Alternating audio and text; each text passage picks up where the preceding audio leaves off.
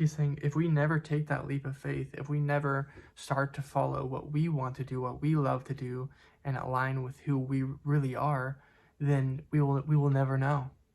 We just won't know. It'll take us many lifetimes, or so we have to, take some type of leap of faith or something to start moving us in that direction so that we'll be happier here.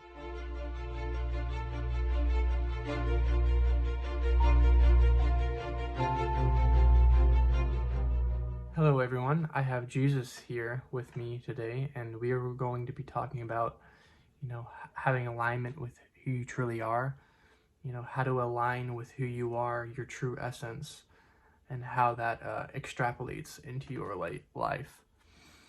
So the first thing he did say to me was one of the best ways that we can align with who we truly are is to do what we love. Do things that we love to do here on earth, whether it's, exercising, filming YouTube videos or anything that's creative. I think that he loves. And if we can do that and then also, stay in the heart center and do things that we love, it brings us into alignment with who we truly are, our true essence, our true divine energy that's here in our heart and here as a soul incarnated in with us. And I'm going to tap in and see what other ways we can do to do this, because this is very interesting to me.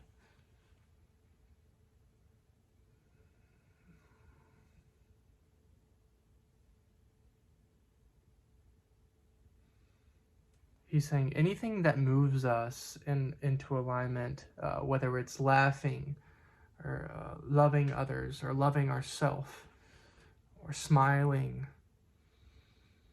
or doing things that just make us happy in general and that feel good. These are all things that help us move into alignment with who we truly are. And he wishes that all of us go forth and do this and feel the fruits of life through this, to go forth and not do what we're told or do what society tells us to do, but to do the things that we love to do.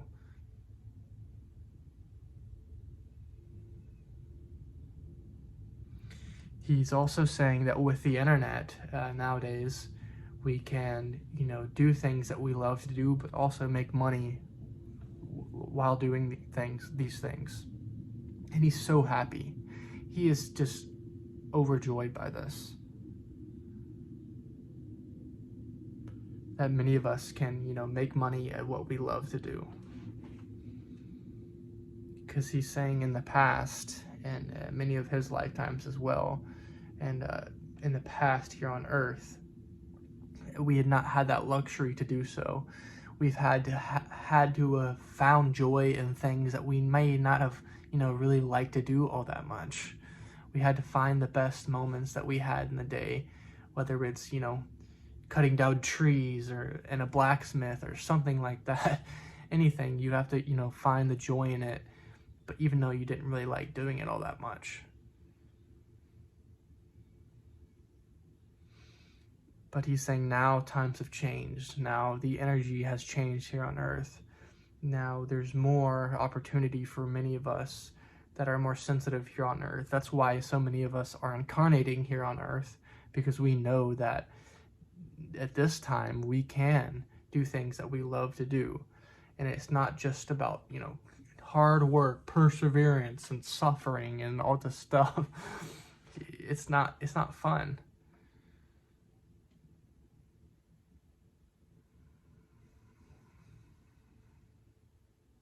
But he says sometimes we do need to take a step back. We do need to take a step back and realize what we really want, not what we're told, not what the old energy tells us, not what society tells us to do.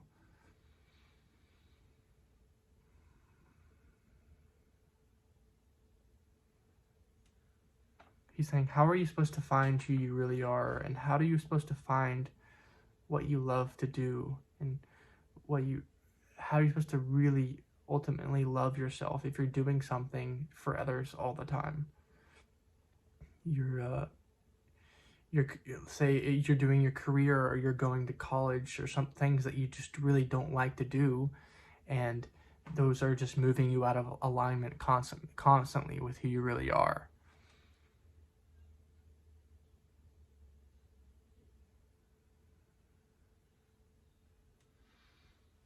He's saying it might feel scary for some of you. It might feel scary for lots of us.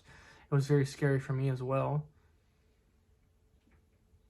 But if we can take that leap of faith and to really just focus on what we want to do, who we are, then your life will change for the better, will change for good. He's saying, call upon us, call upon the angels, call upon Jesus to help bring these things into your life, to help move things faster, to move things forward, to help bring the abundance that you need in your life so that you can move on this path of aligning with who you truly are, aligning your reality with who you truly are. He says it takes time, but first we have to take that leap of faith sometimes. If not take the leap of faith like all the way, you don't have to do it all the way. I mean, you can just be like, you know, I'm gonna dedicate a portion of my life now to doing what I love to do, even though it's not full time. Maybe I can build up to that over time.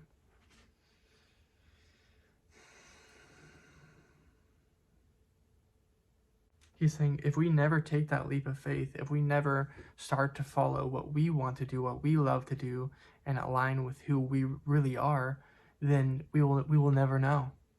We just won't know. It'll take us many lifetimes, or so we have to, you know, take some type of leap of faith or something to start moving us in that direction, so that we'll be happier, that we can move in a direction where we can even, you know, create lots of abundance or even money doing what we love to do, not what we're told to do or what we have to do.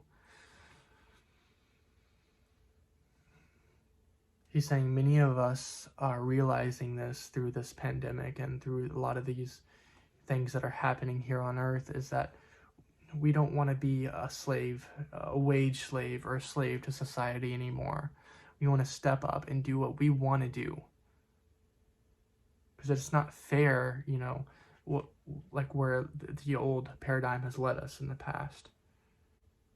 He's happy. He's very, very happy for this, and that showing us that we have the power. We are the ones that have the power in our own lives to, you know, power to be happy in our lives and do what we want to do.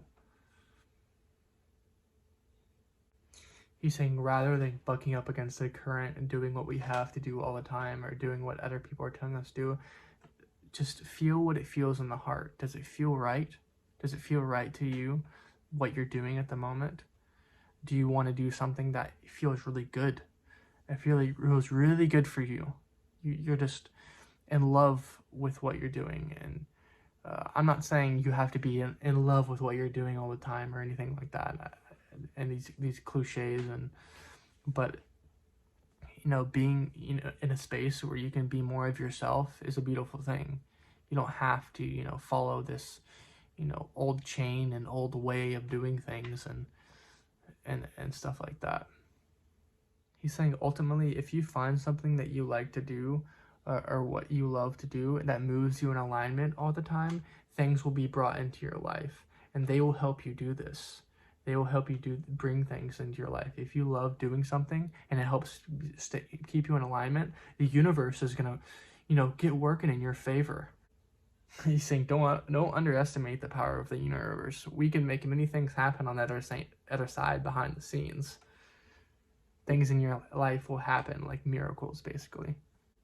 But he's saying the first thing that we have to do is just move ourselves into alignment.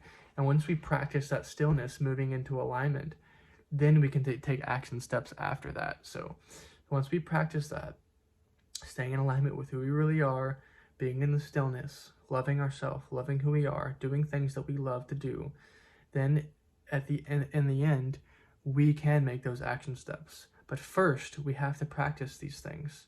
And things don't just come overnight. For everyone, some people they do. Not for me, they didn't. It takes time for this to happen. He's saying we can help you with this. This is what we're here for.